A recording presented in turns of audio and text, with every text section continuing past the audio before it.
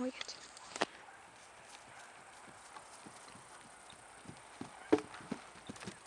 Szybka akcja na drogi.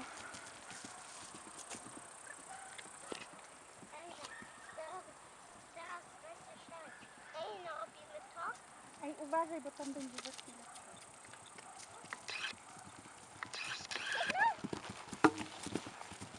Nie przeszkodzą tego, prawda?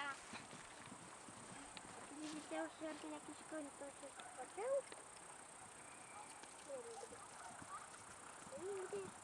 Może, że tam nie skoczył.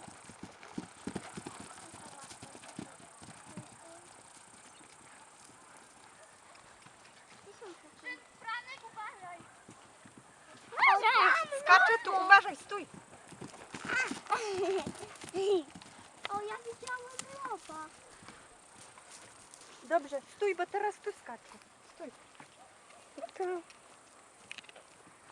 Uwaga, uwaga, uwaga, uwaga, uwaga.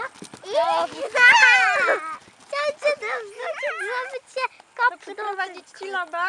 A ugryzł cię kiedyś lobo? Nie tak. Dobrze, z papieru. trochę lądowanie nam na dobrą nie wychodziło, ale To z papieru. jeszcze to wyćwiczymy. Ważne, że mi szedł. Tyle, Daria. To jest Nie